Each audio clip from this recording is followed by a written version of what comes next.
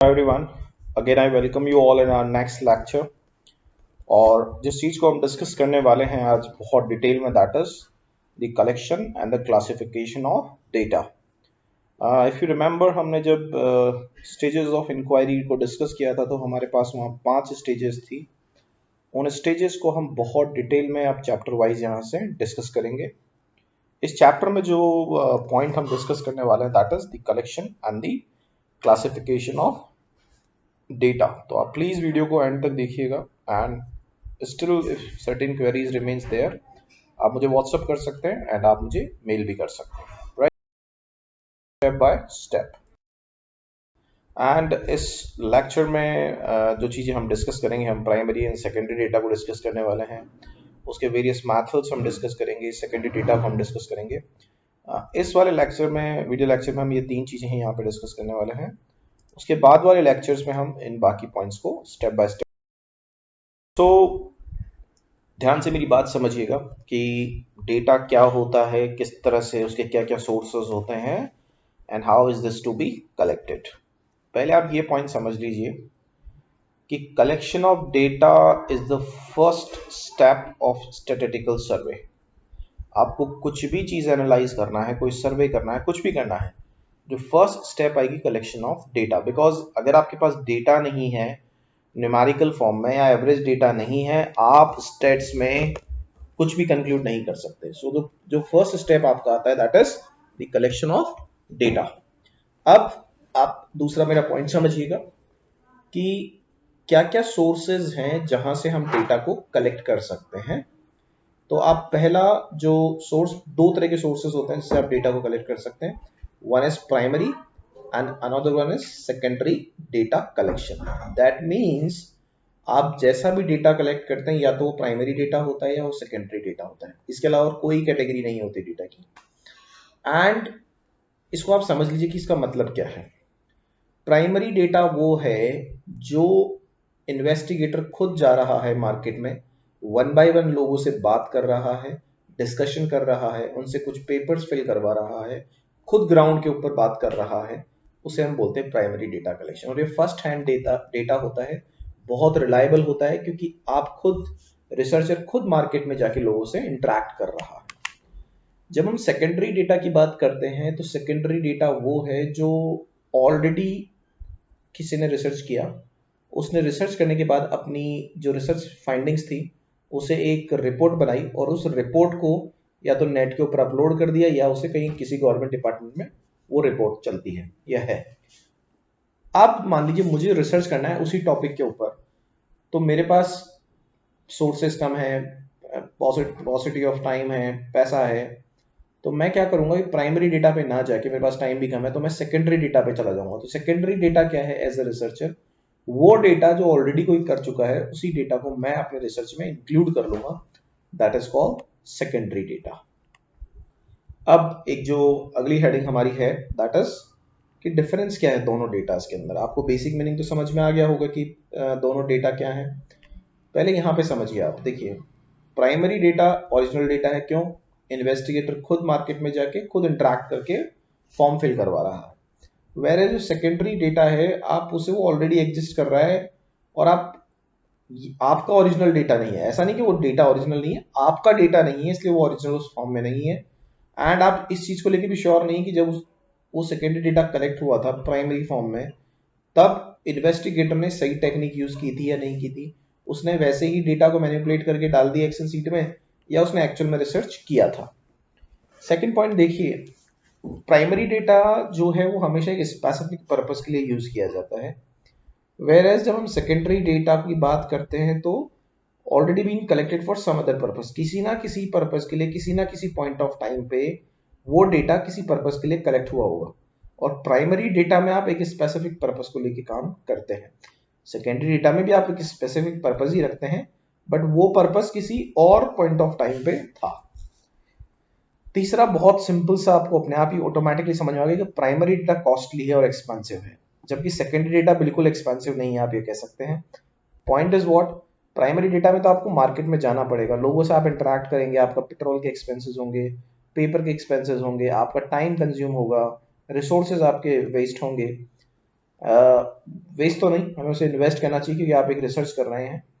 और secondary data में तो आप नेट पे गए, आपने कोई रिपोर्ट डाउनलोड की और आपने उसे यूज कर दिया, वो सेकेंडरी डेटा है। क्यों? क्योंकि वो रिपोर्ट किसी ने ऑलरेडी वहां पे अपलोड कर रखा है। तो आई होप आपको यहाँ बेसिक जो डिफरेंस है प्राइमरी एंड सेकेंडरी डेटा का वो क्लियर हो गया होगा कि दोनों में क्या बेसिक डिफरेंस है, किस तरह से दोनों फंक्शन करते हैं और कौन सा रिसर्च कौन से टाइम पे काम आता है। Getting my point? अब अपन थोड़ा आगे हम बात कर रहे हैं कि वो कौन कौन से सोर्सेज हैं जिससे आप प्राइमरी डेटा को कलेक्ट कर सकते हैं। यहाँ पे हम किसकी बात कर रहे हैं? यहाँ पे हम सोर्सेज ऑफ डेटा की बात कर रहे हैं, प्राइमरी डेटा की। अब देखिए, पहला देखिए आप पॉइंट, मैं किसी से डायरेक्टली बात करता हूँ, उसका इंटरव्यू लेता हूँ, तो वो मेरे लिए प्राइमरी डेटा है।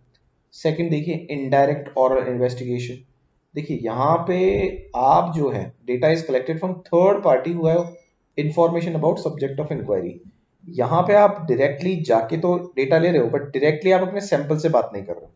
लेट्स से कि अगर मुझे किसी कॉलेज के बारे में बच्चों का व्यू जानना है कि बच्चे, मैं फॉर एग्जांपल मेरी एक ट्रैवलिंग कंपनी है and I just want to know कि बच्चे पिकनिक पे जाना चाहते हैं नहीं जाना चाहते, तो मैं इस बच्चों से डायरेक्टली कम्युनिकेशन करने के बजाय मैं स्कूल अथॉरिटी से डायरेक्ट बात कर लेता हूँ, बिकॉज उन्हें आइडिया है कि बच्चों की क्या थॉट प्रोसेस है। तो उसे हम बोलते हैं इनडायरेक्ट ऑरल इन्वेस्टिगेशन। अगला आप देख सकते हैं इंफॉर्मेशन फ्रॉम कॉरेस्पॉन्डेंट्स। ये भी एक बहुत इंपॉर्टेंट टेक्निक है। आप अपना एक कोई कॉरेस्पॉन्डेंट आपने किसी एरिया में है, आप उससे कम्युनिकेशन करते हैं और बिल्कुल प्राइमरी इंफॉर्मेशन देते हैं।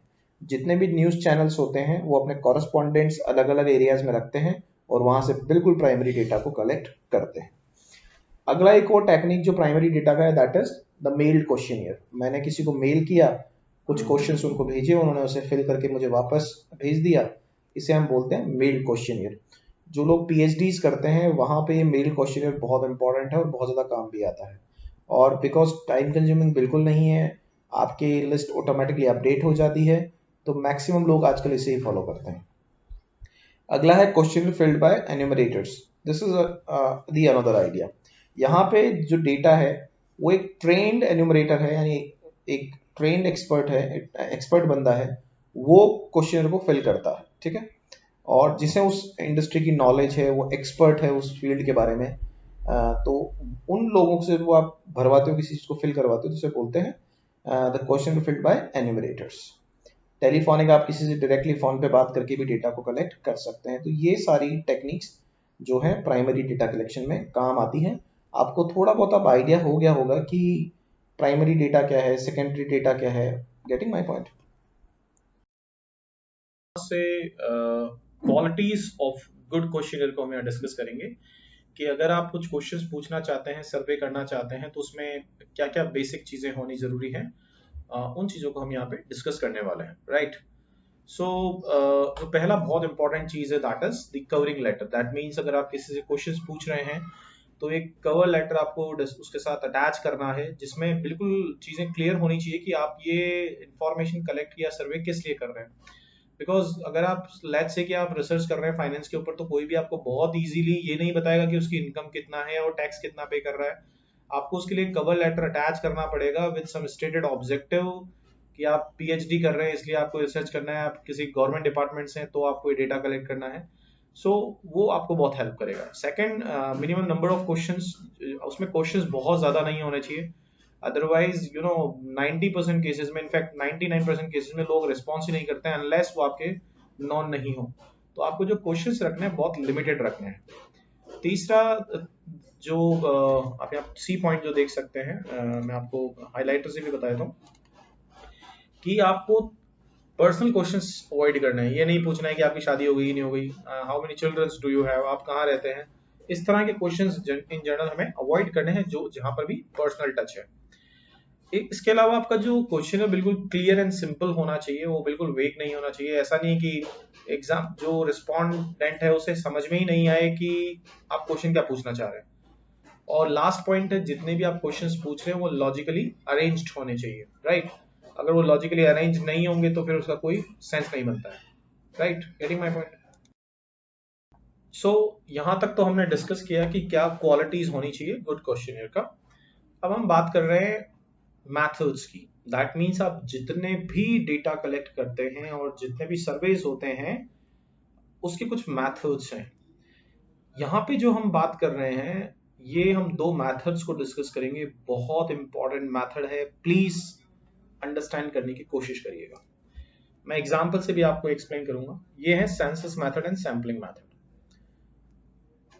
सेंसस मेथड को पहले समझते हैं कि सेंसस मेथड होता क्या है। लेट्स से कि एक कॉलेज के अंदर 1000 स्टूडेंट्स का स्ट्रेंथ है एंड वो जो कॉलेज अथॉरिटीज हैं वो ये जानना चाहते हैं कि कितने लोग पिकनिक पे जाना चाहते हैं। अब अगर वो college authorities out of 1000 student से डिस्कस करती है, एक एक स्टूडेंट से वो फॉर्म फिल करवाते हैं कि कौन पिकनिक पे जाना चाहते हैं, कौन नहीं जाना चाहते। दैट मीन्स सेंसस मेथड वो मेथड है जहां पे आप ईच एंड एवरी आइटम और यूनिट से सैंपल्स ले रहे हैं, हर किसी से पूछ रहे हैं। 1000 से आपने पूछा कि पिकनिक पे जाना चाहते हैं या नहीं जाना चाहते। दैट मीन्स आपने किसी को भी उस रिसर्च स्टडी से बाहर नहीं रखा, सबसे आपने बात की, उसे तो बोलते हैं सेंसस मेथड। सैम्पलिंग मेथड में ऐसा नहीं होता। सैम्पलिंग मेथड में लेट्स से कि 1000 स्टूडेंट है अगर कॉलेज में, तो आपने उसका 10 या 20%, तो आपने 100 बच्चों से बात किया और उन 100 स्टूडेंट्स में से लेट्स से कि 70% ने 70 स्टूडेंट ने ये कहा कि हम पिकनिक पे जाना चाहते हैं। तो उस 100 के जो आपने सर्वे किया उसके ग्राउंड पे आपने ये कह दिया कि 70% बच्चा पिकनिक पे जाना चाहता है। दैट मीन्स 1000 में से 700 बच्चा पिकनिक पे जाना चाहते हैं। तो वो आपने उस सैम्पलिंग से आइडिया लगा लिया। इसे हम बोलते हैं सैम्पलिंग मेथड। आई होप आपको दोनों मेथड क्लियर है। अब हम देखते हैं कि सेंसस मेथड में क्या क्या हम इंक्लूड करते हैं। पहला पॉइंट, यहाँ पे एवरी यूनिट को हम कंसीडर करेंगे सेंसस मेथड में। जैसा मैंने भी आपको कॉलेज स्टूडेंट का एग्जांपल दिया, यहाँ हम कुछ ही यूनिट्स की बात करेंगे। अनडाउटली डेटा बहुत रिलायबल होगा क्योंकि आपने किसी को छोड़ा ही नहीं है अपनी स्टडी के स्कोप से।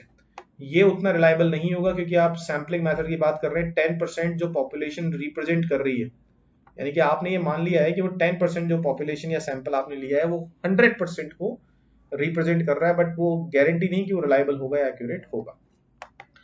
अगला है मेथड जो है ये थोड़ा एक्सपांसिव है। एक्सपांसिव इस सेंस में है कि आप अगर 1000 स्टूडेंट्स को डिस्कस करना चाहते हो तो आपको 1000 प्रिंट आउट्स निकालने पड़ेंगे।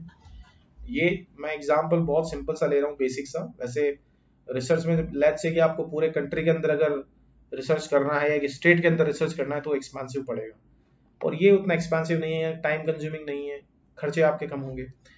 ये सूटेबल जब है सेंसस मेथड जब आपका जो पॉपुलेशन है वो उसका होमोजेनियस नेचर हो, मतलब वो एक जैसा प्रोसेस हो लोगों का थॉट प्रोसेस, और यहाँ पे हेट्रोजेनियस हो, तभी आप इनको मेथड्स को यूज करते हैं। तो यहाँ पे हमने बात किया सेंसस मेथड और सैम्पलिंग मेथड के बारे में, राइट। अब हम बात करेंगे यहाँ पे पर्सनल इंटरव्यू मेथड और मेल क्वेश्चनर मेथड की। देखिए पर्सनल इंटरव्यू मेथड क्या होता है। मैं पर्सनली किसी से बात कर रहा हूँ, मैंने डायरेक्टली उसको कॉन्टैक्ट किया है, बट इसके अपने कुछ एडवांटेज और डिसएडवांटेजेस हैं। अब देखिए एडवांटेजेस क्या है। अगर मैं किसी को पर्सनली कॉल करूंगा तो वो मुझे 100% रिस्पॉन्स देगा, तो ये इसका पहला एडवांटेज है। सेकंड, मैं किसी भी तरह का क्वेश्चन पूछ सकता हूं जब मैं किसी से पर्सनली इंटरेक्ट कर रहा हूं। एंड थर्ड, अगर कोई डाउट है रेस्पोंडेंट को जो आंसर कर रहा है तो वो डाउट्स हम क्लियर कर सकते हैं इमीडिएटली, ठीक है। ये पर्सनल इंटरव्यू का एडवांटेज है। अगर मैं इसके डिसएडवांटेजेस की बात करूं तो हम ये कह सकते हैं कि थोड़ा एक्सपांसिव है क्योंकि हम हर किसी से इंटरेक्ट कर रहे हैं पर्सनल लेवल पे। यहाँ पे इन्फ्लुएंस हो सकती है इंफॉर्मेशन, ये बात ध्यान रखिएगा कि अगर आप पर्सनली किसी से इंटरेक्ट कर रहे हैं तो वो इंफॉर्मेशन को इन्फ्लुएंस किया जा सकता है। एंड अनडाउटली ये मेथड बहुत सारा टाइम और रिसोर्सेज आपके लेता है। तो ये था हमारा पर्सनल इंटरव्यू मेथड। अब हम यहाँ बात कर रहे हैं मेल क्वेश्चनर मेथड की। ये मेल क्वेश्चनर मेथड क्या है इसको भी आप समझ लीजिए, क्या क्या इसके एडवांटेजेस हैं, क्या क्या इसके डिसएडवांटेजेस हैं। पहला एडवांटेज आप देखिए मेल्ड क्वेश्चन का। इसका पहले मैं ये समझा दूं कि मेल्ड क्वेश्चन मेथड बेसिकली होता क्या है। ये वो मेथड है जहां पे हम किसी को मेल कर रहे हैं, मतलब हमने क्वेश्चनियर को मेल कर दिया किसी को और हम फिर रिक्वेस्ट करते हैं उनसे कि आप प्लीज से हमें रिस्पॉन्ड कर दीजिएगा। इसके एडवांटेजेस सुनिए। लीस्ट एक्सपेंसिव, कोई खर्चा ही नहीं है। मैं जो मुझे मेल करना अगर 1000 लोगों को तो मुझे कोई खर्चा ही नहीं है। ओनली मेथड जहां पे हम रिमोट एरियाज को भी टच कर सकते हैं। मैं यहाँ से बैठे बैठे जम्मू कश्मीर के किसी बंदे का उसके रिसर्च या उसकी थॉट प्रोसेस को गेन कर सकता हूँ। यहाँ पर भी इंफॉर्मेशन को जो है इन्फ्लुएंस किया जा सकता है। डिसएडवांटेजेस की अगर मैं बात करूँ तो मोरलेस आप देखिएगा जितने भी मेथड होते हैं जहाँ एक्सपेंडिचर ज्यादा होंगे, टाइम ज्यादा लगेगा, तो वहां पे डिसएडवांटेज होंगे, वो टाइम ज्यादा लगेगा 100% क्योंकि वो आप इंटरेक्ट कर रहे हो personally. Second, long response time इसलिए आएगा क्योंकि कई बार लोग देखते ही नहीं है, फिर हमें बोलना पड़ेगा अरे भैया आप मेल किया था उसे रिस्पॉन्ड कर दीजिए। जो लोग इलिटरेट हैं, आप गांव वाले से मेल नहीं करवा सकते यार, इन्फॉर्मेशन नहीं ले सकते, और अगर किसी को कोई डाउट है तो वो भी क्लियर नहीं किया जा सकता। Getting my point? तो ये सारे हमने डिसएडवांटेजेस एंड एडवांटेज डिस्कस किए person interview method and meld questionnaire method के। टेलीफोनिक इंटरव्यू मेथड भी आप समझ सकते हैं, इसके एडवांटेजेस क्या हैं। बहुत लो कॉस्ट पड़ेगी, रिस्पॉन्स रेट बहुत हाई रहता है, आप किसी को डायरेक्टली अगर कॉल कर रहे हो, और लेस इन्फ्लुएंस पड़ता है इन्फॉर्मेंट्स के ऊपर। आप डायरेक्टली जब किसी से बात करो टेलीफोन पे, आप सामने पूछ रहे हो भैया ऐसा आप क्या सोचते हो इस बारे में, तो उसको टाइम नहीं मिला इन्फ्लुएंस होने के लिए, यानी कि किसी ने उसको भड़काया नहीं, ऐसा कुछ नहीं है, मतलब उसकी जो थॉट थी उसने वो बता दी है। डिसएडवांटेजेस की बात करोगे तो लिमिटेड यूजेस का, आप हर किसी को कॉल नहीं कर सकते हो, रिएक्शन को आप देख नहीं सकते हो कि इंसान के, कई बार होता है ना फेस रीडिंग से आप बहुत कुछ पता कर लेते हैं, बट इस मेथड के अंदर आप फेस रीड नहीं कर सकते हो। एंड यहाँ पे जैसे कि हमने आपको बताया, कई बार रेस्पोंडेंट को इन्फ्लुएंस किया जा सकता है। अब आप कहेंगे सर इधर ये एडवांटेज बता रखा है, इधर डिसएडवांटेज बता रखा है। सी, कहीं ना कहीं किया भी नहीं जा सकता इन्फ्लुएंसर, कहीं किया भी जा सकता है। वैसे एग्जामिनर आपसे चीज नहीं पूछने वाला, बट फिर भी थोड़ा ध्यान रखिएगा। आई होप आपको ये पॉइंट समझ में आ गए हैं कि ये सेंसस मेथड क्या थे और सैम्पलिंग मेथड्स क्या थे। अब देखिए हम बात कर रहे हैं एक बहुत इंपॉर्टेंट चीज की, सोर्सेज ऑफ सेकेंडरी डेटा। अभी तक हमने जितने मेथड्स डिस्कस किए वो सब प्राइमरी डेटा कलेक्शन की बात की थी हमने कहीं पे भी सेकेंडरी डेटा को डिस्कस ही नहीं किया। बट अब हम यहाँ पे जो है सेकेंडरी डेटा सोर्सेज को डिस्कस करने वाले हैं। और सेकेंडरी डेटा सोर्सेज में क्या क्या है वो देखिए। सेकेंडरी डेटा वो डेटा है जो ऑलरेडी मार्केट में या इंटरनेट पे या किसी गवर्नमेंट डिपार्टमेंट की लाइब्रेरी में या किसी गवर्नमेंट डिपार्टमेंट की रिपोर्ट की फॉर्म में कहीं ना कहीं ऑलरेडी पब्लिश्ड या अनपब्लिश्ड फॉर्म में रखा हुआ है। तो जो सोर्सेज ऑफ सेकेंडरी डेटा है वो दो तरीके के हो सकते हैं, एक तो पब्लिश्ड डेटा और एक अनपब्लिश्ड डेटा। पब्लिश्ड डेटा तो वो है जो पब्लिश हो चुका, बट आपने कई बार देखा होगा कि अनपब्लिश्ड डेटा, कई बार रिसर्चर रिसर्च तो करता है बट वो उस डेटा को पब्लिश नहीं करवा पाता है, और पब्लिश नहीं होता बिकॉज ऑफ सम रीजंस। मैं इसको कोई एग्जांपल से समझाता हूँ। आपने कई बार देखा हो कोई मूवी बन तो जाती है बट वो रिलीज नहीं हो पाती, बट ऐसा नहीं है कि वो मूवी बनी नहीं। तो वैसे ही अनपब्लिश्ड डेटा वो डेटा है जो है तो सही बट वो प्रिंट नहीं हुआ। तो वो दो मेजर सोर्सेज है सेकेंडरी डेटा के। अब पहले हम बात करेंगे कि ये पब्लिश्ड सोर्सेज क्या क्या होते हैं, ठीक है।